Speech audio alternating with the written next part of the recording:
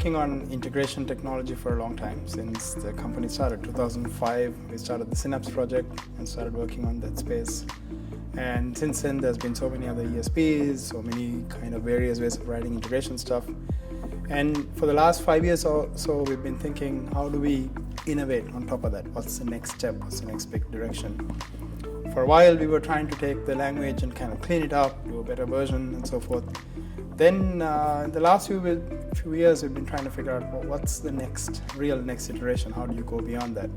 And the thing that really got me started on thinking from a different way of going about it was watching the 2012 London Olympics opening.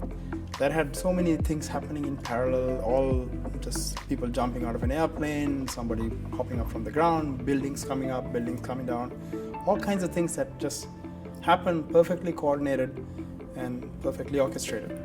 And so then I also remember whenever I watched a play, trying to figure out how do they coordinate everything.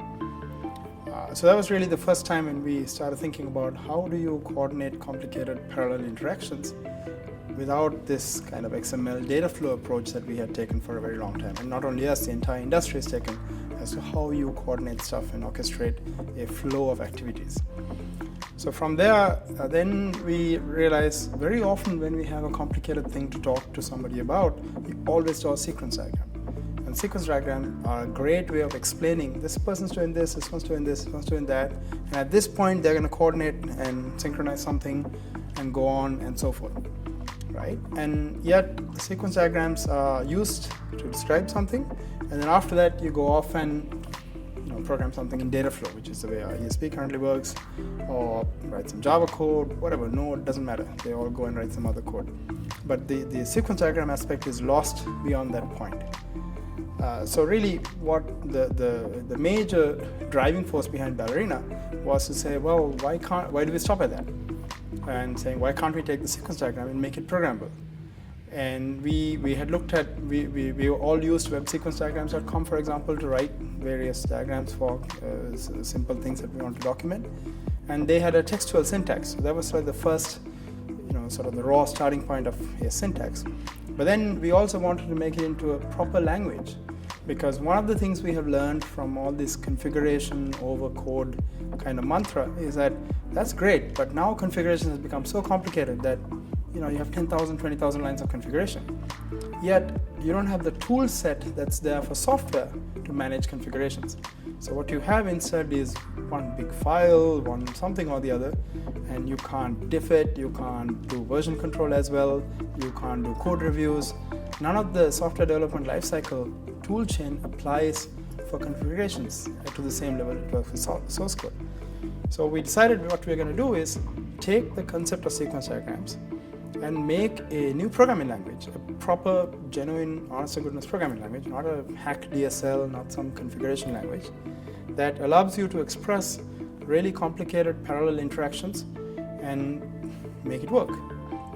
So then from there, we went on to say, okay, what are the kinds of programs you want to write? So in the world of integration, you have this one-off stuff like writing a main program, basically like a shell script. And then you also have this network interactions. So Ballerina is, as far as I know, one of the very few, if not the only language that actually understands that there is a concept of a service, a network interaction, plus a concept of a main that you just run off the command line. And also understands network technology, it understands network protocols, it has data types for network data formats, XML, JSON, and also understands relational data, tabular data basically, not just relational. And so really a programming language that understands the world we live in today is connected.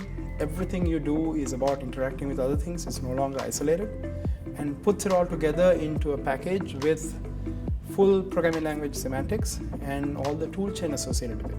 So for example, we have even reinvented how you do documentation for a program. And I can go on about how to write documents and so forth, but yet what most languages have done is overlaid some kind of documentation semantic on top of comments. That's silly in 2017, so we decided to come up with a way to document without using comments, etc. So there's a whole bunch of things that we've done for the language, which really embodies and embeds the best learnings of how to do a programming system as of 2017.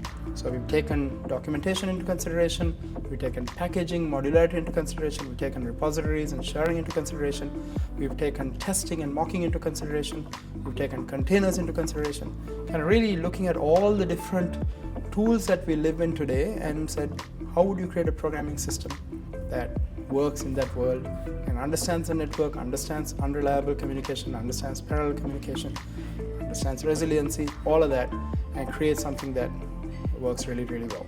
That's Ballerina.